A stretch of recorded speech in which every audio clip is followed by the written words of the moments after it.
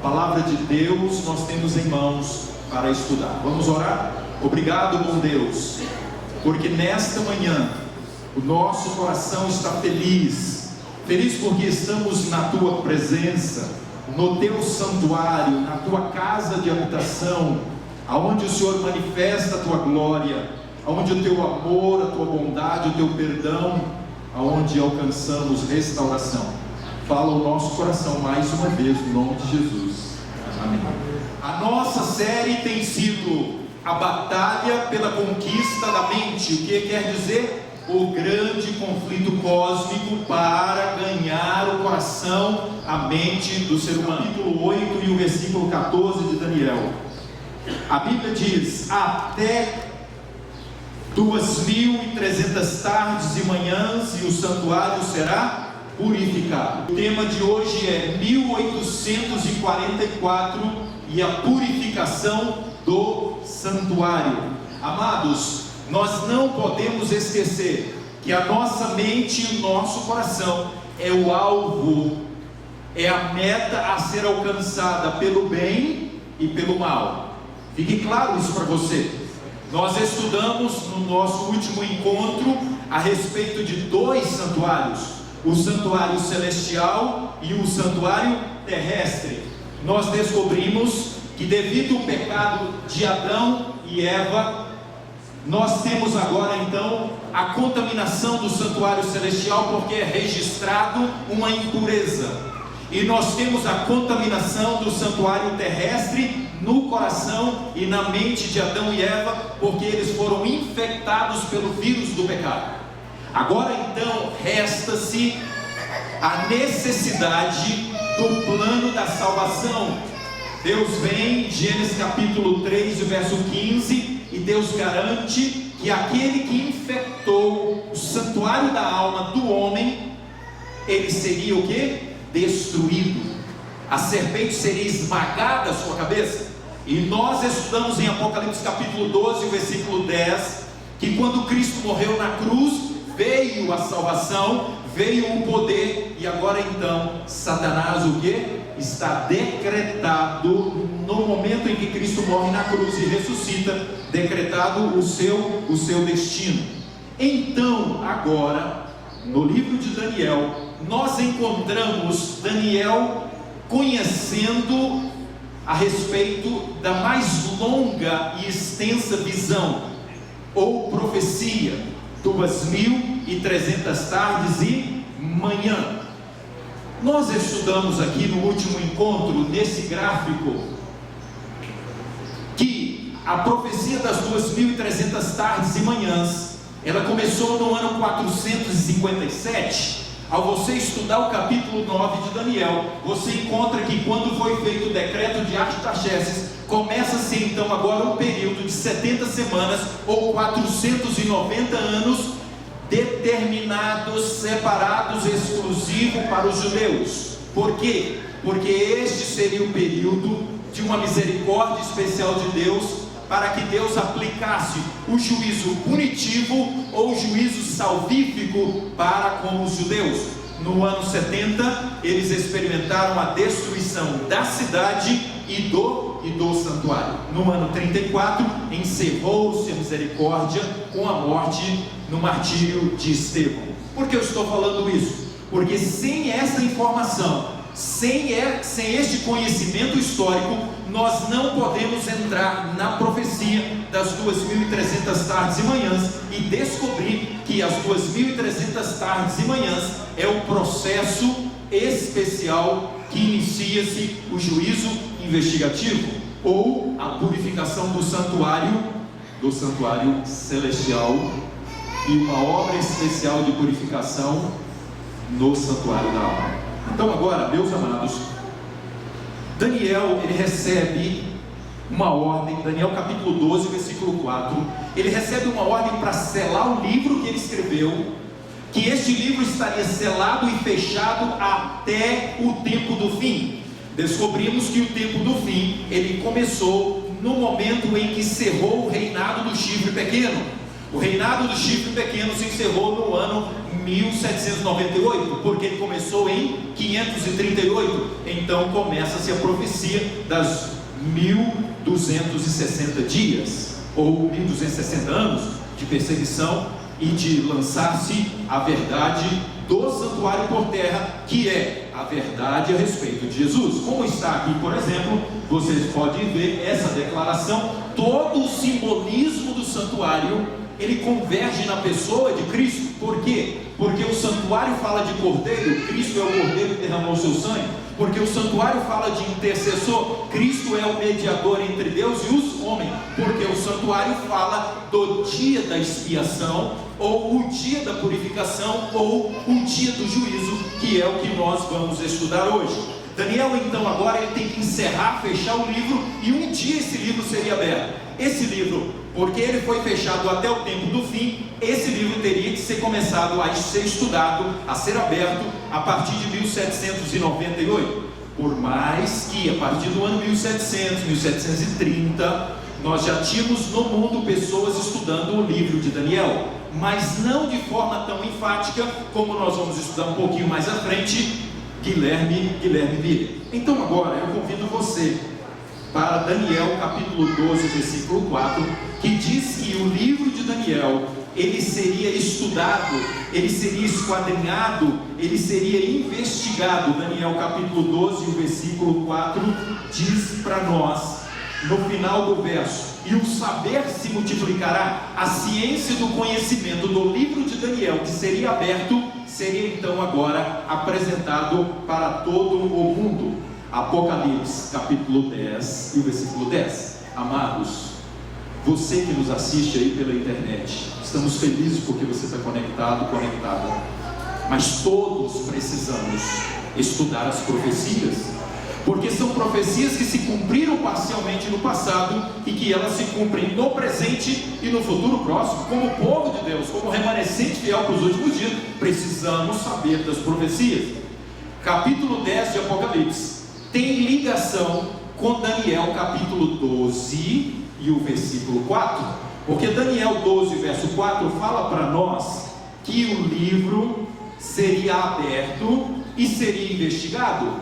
No capítulo 10 de Apocalipse e o versículo 10, no versículo 2 diz que o livrinho estava aberto, e agora alguém iria tomar esse livro e iria devorar esse livro, iria comer esse livro. No versículo 10 diz assim: tomei o livrinho na mão do anjo e o devorei, e na minha boca era doce como mel.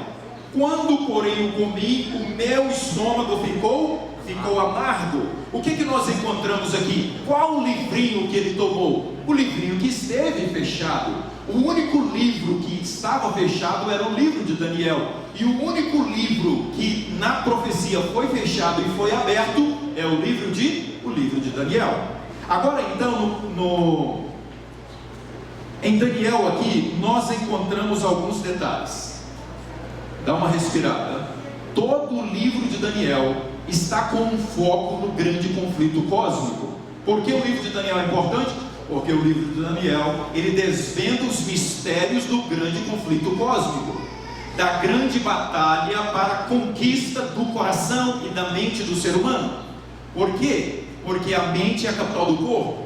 O que dita a nossa vida, as nossas ações, palavras e pensamentos é a nossa mente, é o nosso cérebro. Por isso ele é o alvo para a conquista. Por isso hoje, como dia especial de juízo, dia de purificação, dia de restauração, é dia de compreendermos o que pode contaminar o santuário da alma e o que não contamina o santuário da alma. Então vamos lá, meus amados.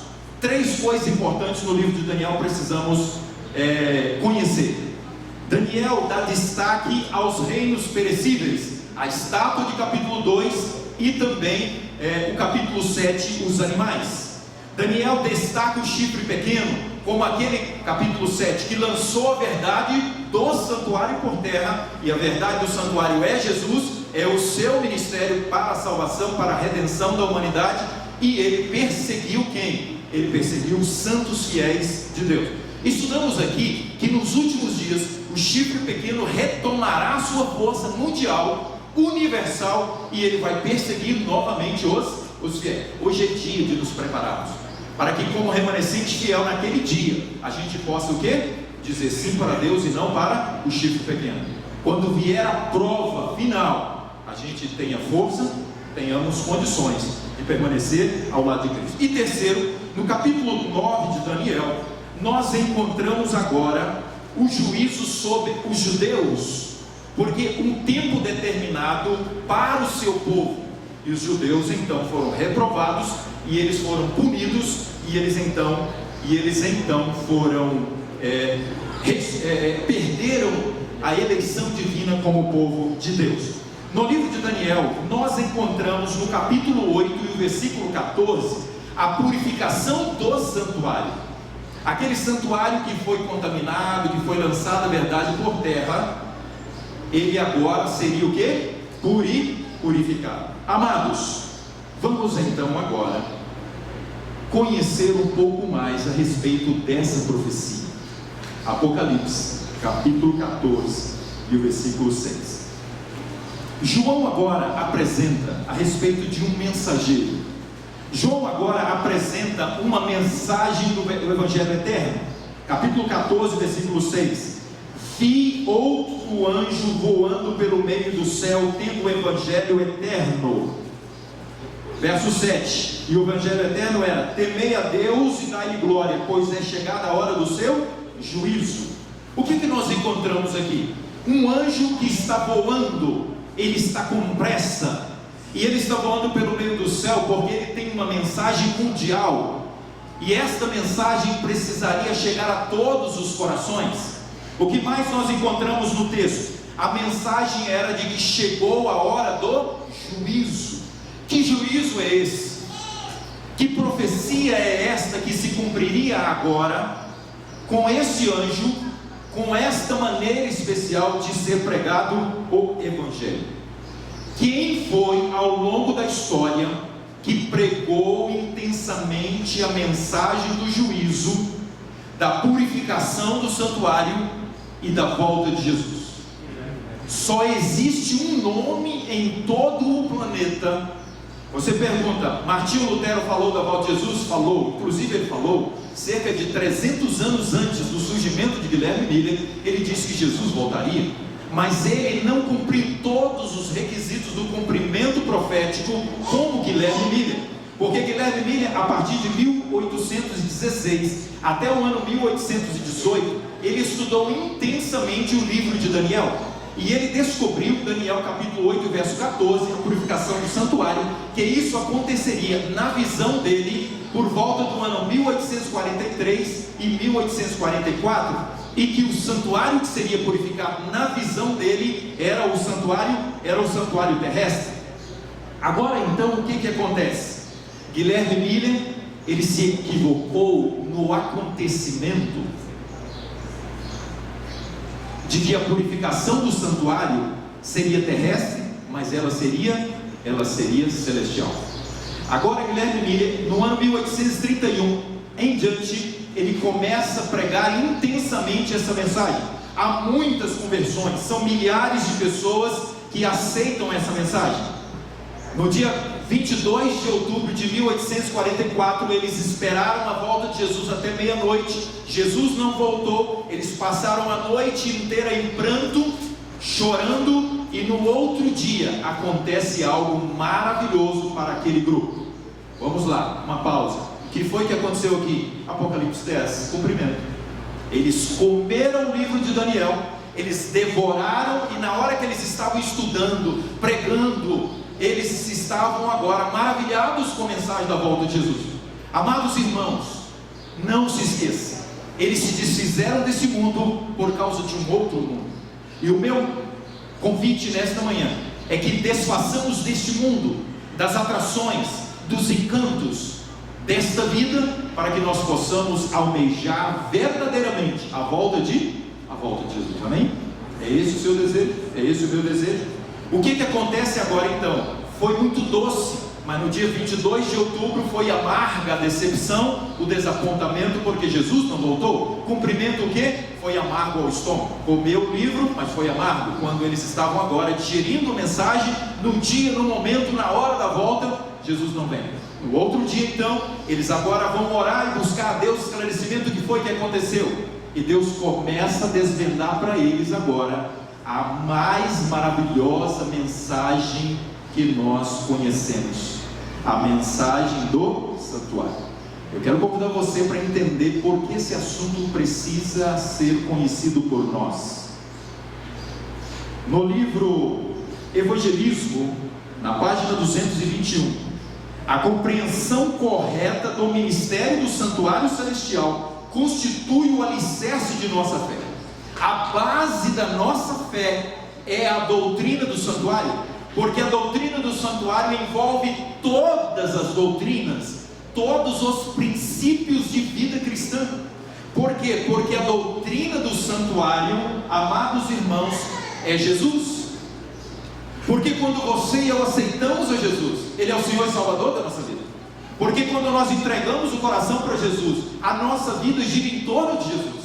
Esse mundo perde o sentido, a vida é Jesus.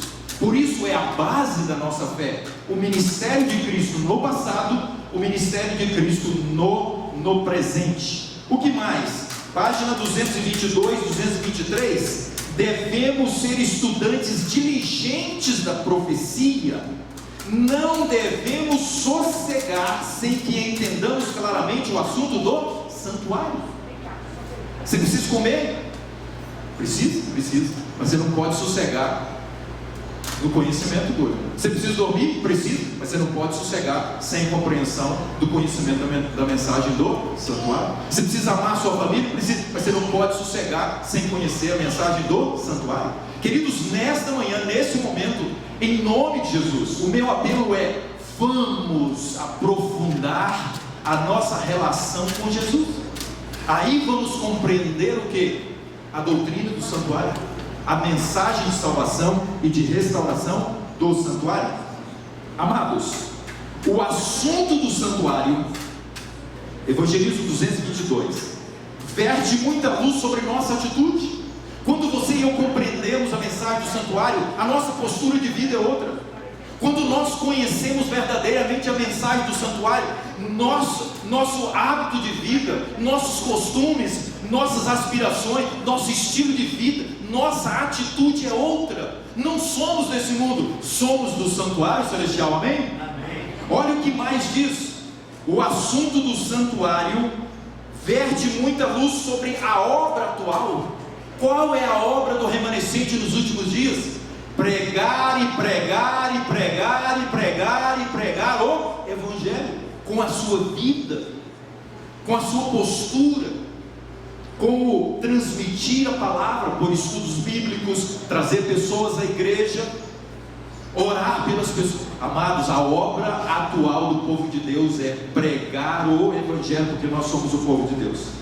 Agora então, fechando, a respeito deste momento de 1844, Grande Conflito, página 423 diz: a luz proveniente do santuário iluminou o passado, o presente e o futuro. Eles só tiveram força para resistir naquele momento, porque eles compreenderam a mensagem do santuário. E agora eles vibraram, porque Deus ia desvendando cada dia mais a mensagem maravilhosa do santuário. Eu quero te convidar agora para que nós compreendamos o processo do juízo investigativo. Entendamos bem, como nós sabemos que 2.300 tardes e manhãs é o início do juízo investigativo? Porque da última visão foi separado 70, 490, restavam agora então um período que chega até o ano 1844. No ano 1844 há uma pregação a respeito da purificação do santuário, há uma pregação a respeito do juízo. Olha as duas coisas, purificação do santuário e juízo. E então agora o mundo conhece que a partir de 1844 Cristo passou do lugar santo para o lugar santíssimo. Onde está isso, pastor? Daniel capítulo 7. Eu convido você para Daniel capítulo 7, versículo 10. Nós vamos ver a primeira primeira etapa do juízo investigativo. O texto diz, Daniel capítulo 7 e o versículo 10, no final do verso: assentou-se o tribunal e abriram-se os livros. Ótimo, agora nós temos mais claro para nós um juízo, um tribunal. E então agora fez o que? Os livros foram abertos. No capítulo 7, versículo 13 e 14, diz que Cristo ele vem ao ancião de dias e ele recebe o domínio. Cristo agora ele tem a oportunidade de iniciar o juízo investigativo. Pastor, aonde está mais claramente isso para nós? Apocalipse capítulo 11 e o versículo 1. Quem vai experimentar esse juízo? Já houve um juízo sobre o chifre pequeno, que foi no ano 1798. Já houve um juízo sobre o povo de Israel no ano 70, quando os judeus foram punidos por Deus. E agora esse terceiro juízo, quando é que ele começou? Se ele ainda continua e até quando esse juízo vai existir? Capítulo 11, versículo 1 diz: dispõe-te e mede o santuário de Deus, mede o seu altar e os que nele adoram. Vamos lá, meus queridos. No santuário terrestre havia um altar interno dentro do santuário, no lugar santo, e todos os dias o sacerdote trazia para dentro do santuário, para aquele altar, para oferecer as orações, a mediação. Ele trazia a confissão dos pecados. Isso quer dizer que dentro daquele santuário, e quando ele aspergia o sangue na cortina, era então transferido para dentro do santuário o que? O pedido de perdão do pecado do pecador. Então contaminava-se o santuário. Entenderam bem? Está claro isso para nós? Agora o que nós temos aqui? O santuário deveria ser agora, falei do altar, aqueles que são tragos ao altar, eles deveriam ser medidos, ou investigados, ou analisados. O que eu estou querendo dizer? Investigados. Não vai ser medida a mão, não vai ser medido os olhos, vai ser medido o que? O santuário da alma. Aquilo que foi transferido para dentro do santuário da alma, agora seria analisado para ver se esse santuário estava contaminado ou não, para ver se neste santuário houve confissão, porque a Bíblia diz: o que confessa e deixa alcançará o que? A misericórdia, para que no dia da expiação, aquele coração pudesse passar aprovado pelo juízo de Deus. Então agora, no capítulo 11 e o versículo 17 de Apocalipse, versículo 18: chegou porém a tua ira e o tempo determinado para serem julgados quem? Os mortos, para se dar galardão, o galardão aos teus servos, os profetas, aos santos. Então entenda bem, esse juízo é só para o povo de Deus. Esse não é um juízo para os ímpios, esse não é um juízo para aqueles que rejeitaram a Cristo, esse é um juízo para as virgens, 10 virgens. E o interessante é que esse juízo acontece para dois grupos. Quais são esses dois grupos? O joio e o trigo, que está onde? Dentro do reino de Deus. E agora todos que aceitaram o Evangelho, todos que dizem que têm a Cristo como Senhor e Salvador, serão o que? Julgados. Alguns serão aprovados e outros serão o que? Rejeitados. O chifre pequeno não faz parte porque ele já decretou que rejeitou a Cristo. Entenderam bem? Porque eu tenho um texto aqui que eu vou ler mais à frente para vocês, que o julgamento dos ímpios é um julgamento à parte. Não é este julgamento aqui que nós estamos relatando e estudando nesse momento. Capítulo 11, o versículo 18 diz que chegou o momento dele assumir o tribunal, o momento dele começar. Olha bem como que se deve estudar a Bíblia. Volta o verso 1, você vai entender. Mede o que? Mede o santuário.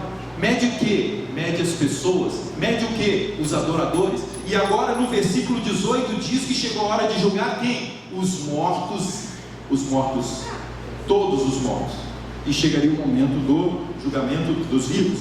No versículo 19, disse que abriu o santuário, e agora foi vista a arca, foi visto o trono de Deus. A base do trono de Deus, do governo, é a lei. A base do juízo de Deus é a lei. Então nós seremos julgados, como diz Tiago, pela lei de liberdade. Vamos avançar um pouco mais, meus queridos. O que nós temos aqui hoje, nesta oportunidade, neste lugar? O momento para conhecer o que acontece hoje, aqui e agora, aqui embaixo, e o que acontece lá no santuário celestial.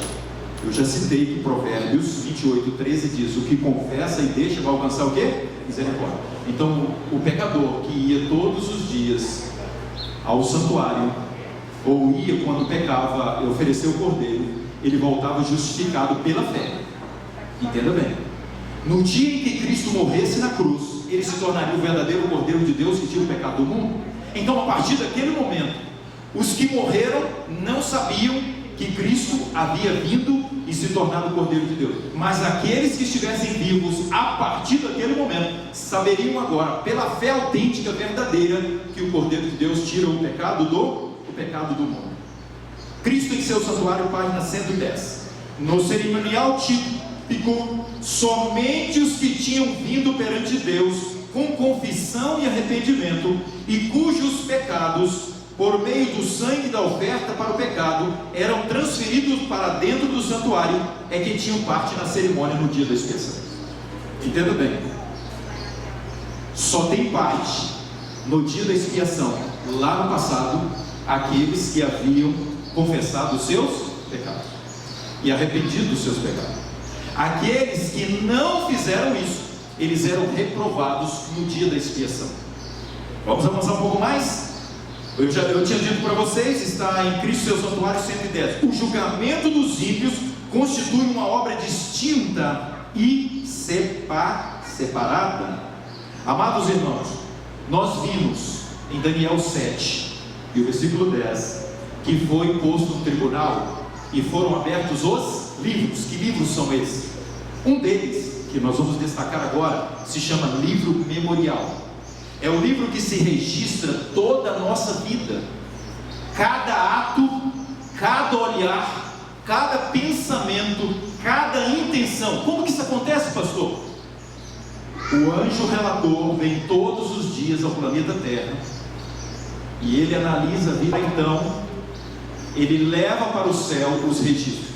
Como ele não pode ler a nossa mente e os nossos pensamentos, o Espírito Santo transmite para esse anjo, para que ele leve esta mensagem e é registrado no livro memorial. Então, nesta manhã, neste dia, vai ser anotado no livro memorial que você veio à igreja, que você está feliz por estar aqui, que a paz do céu entra no seu coração, de abrir o coração a Deus para receber o que? A purificação. Amados irmãos, entendamos bem com relação aos registros. Ellen White, no livro Cristo em seu santuário, ela diz que é registrado de forma minuciosa toda a nossa vida. O que fazer então? A Bíblia diz para nós, no livro de Levítico, no capítulo 16, que no dia da expiação era o dia de contrição de alma. Naquele dia, eles colocavam as suas obras à parte. Não vai dar. Então o que acontece? Naquele dia, cada israelita, ele vinha diante de Deus, e ele confessava o seu pecado, e ele contria sua alma. Hoje nós vivemos o dia da expiação. A partir de 1844 até a volta de Jesus, nós vivemos, até o fechamento da porta da graça, nós vivemos o juízo de investigação. Cada nome, cada vida é investigado e analisado. Nesta manhã, a minha pergunta é: como estamos nós diante do juízo de Deus? Há porventura algum pecado no seu coração não confessado? O apóstolo Paulo diz em 1 Coríntios, a respeito da Santa Ceia, ele diz: examine-se cada um a si mesmo, e então receba a salvação, receba a Santa Ceia. Eu quero convidar você a uma contrição de alma, talvez como nunca na sua vida. Há um momento muito solene na alma, queridos. É possível que alguma contaminação seja a experiência de alguns de nós durante a semana. E nesse dia e nesse momento, diante de Deus, diante do juiz, o Senhor Jesus Cristo, que nós possamos confessar os nossos pecados, que nós possamos ser aprovados por Deus, que nós possamos experimentar a purificação do santuário da alma, porque aí lá no céu, Deus vai registrar coração purificado, coração restaurado, coração perdoado, coração justificado, coração santificado, coração garantido para a glorificação. Que Deus abençoe e que nós almejemos todos os dias ir ao lugar santíssimo para um encontro especial onde recebemos a bênção de Deus. Vamos orar? Obrigado, Senhor, por esta oportunidade, diante da Tua Palavra, conhecermos a mais maravilhosa mensagem, doutrina, porque ela é a base da nossa fé, é a doutrina da purificação do santuário. E nós descobrimos que a partir de 1844, Cristo agora, como função, Ele passa do santo para o santíssimo, para agora então exercer o ministério do juízo investigativo. Mesmo Ele sendo um Deus de amor, acima de tudo Ele é um Deus de justiça. E nesta manhã, que o nosso coração esteja em paz, que o nosso coração esteja renovado, Senhor, que o nosso coração possa desfrutar, receber o coração de Deus, para viver em santidade de vida, no nome de Jesus. Amém.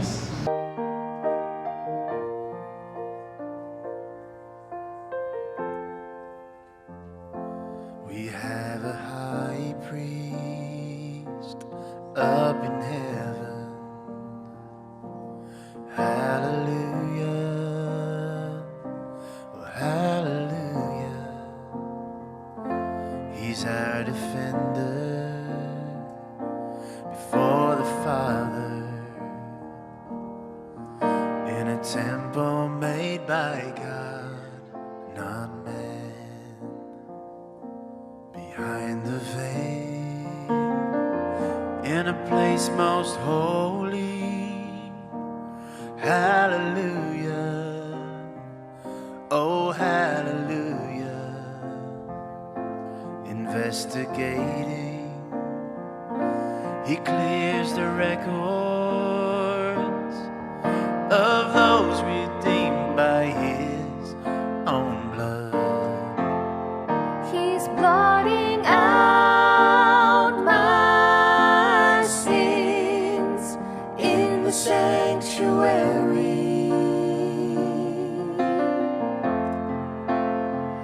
He seals my bond with Him in the sanctuary up in heaven. He makes provision for me in the sanctuary.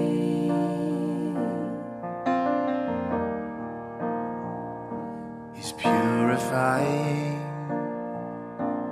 heaven's temple. Hallelujah, oh hallelujah.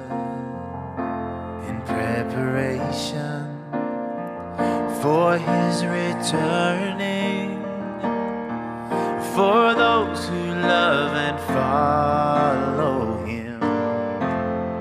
He's blotting out my sins in the sanctuary.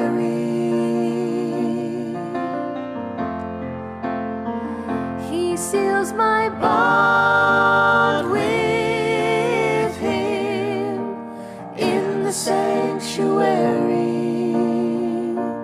up in heaven. He makes provision for me in the sanctuary.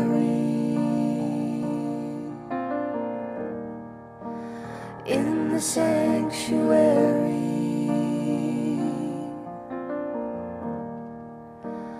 In the sanctuary.